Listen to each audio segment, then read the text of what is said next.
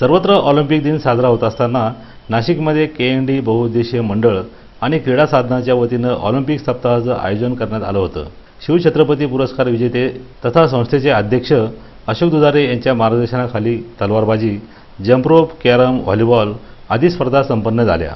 सप्ताहाच्या समारोप प्रसंगी कालिका मंदिर सभागृहामध्ये मान्यवरांच्या उपस्थितीत पारितोषिक वितरण सोहळ्याचं आयोजन करण्यात आलं होतं। या प्रसंगी महाराष्ट्र ऑलिम्पिक संघटनेचे उपाध्यक्ष प्रल्हाद सावंत, खजिनदार धनंजय भोसले, कालिका संस्थानचे अध्यक्ष अण्णासाहेब पाटील, प्रकाश तुळपुळे, श्री दयानंद उपस्थित होते। पाहुण्यांचा सत्कार झाल्यानंतर सरचिटणीस आनंद खरे यांनी प्रास्ताविक केलं। हा दिवस हा जागतिक ऑलिम्पिक दिवस म्हणून साजरा केला जातो।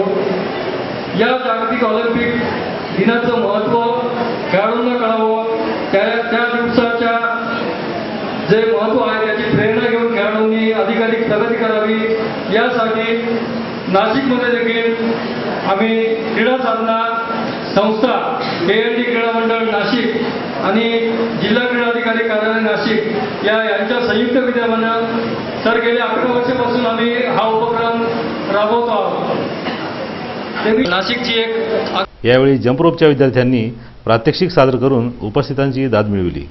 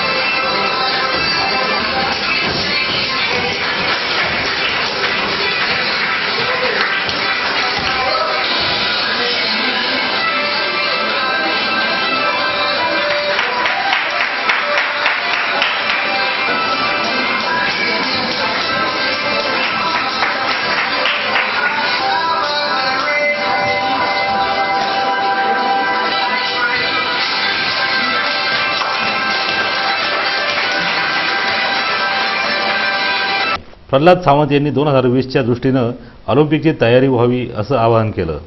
नाहीतर दर 4 वर्षांनी एकदा ऑलिम्पिक आलं की गल्लीपासून पार्लमेंटपर्यंत आपण म्हणायचो एवढा मोठा देश पण कुठे ऑलिम्पिक फक्त का मिळत नाही। छोट्या इराणला मिळतं, कुवेतला मिळतं, इथिओपियाला मिळतं, पण त्यासाठी लागणारे कष्ट, त्यासाठी समाजाची वेगळी तयारी, त्यासाठी शासनाची तयारी ही आपण एकत्र विचार करणार करणे ही आता वेळ आलेली आहे। आज आपण काय विचार करतो? आज या नाशिक शहरामधून 2 ऑलिम्पिक दिन घडले। ही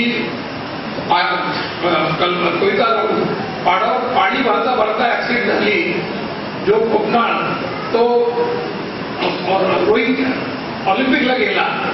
या मुलांसाठी, या मुलींसाठी आपण काय केलं असं जेव्हा मी मागे वळून विचार करतो तेव्हा फार कमी माणसं डोळ्यासमोर दिसतात। यांच्यासाठी खूप कमी आली, परंतु आता काळ बदलत चाललेला आहे।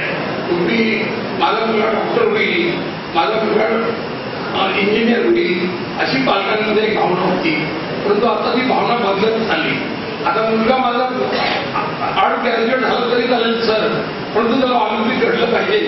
लहानपणापासून सर ती कुंभकोणी अपूर्व कोण आहे, ती डायटिशियन आहे, तिला माझ्या मुलाकडे तुम्ही चिठ्ठी देता का, हा विचार सुरू झालेला आहे। यावेळी पाहुण्यांच्या हस्ते विविध स्पर्धेतील विजेत्यांना पारितोषिकं प्रदान करण्यात आली।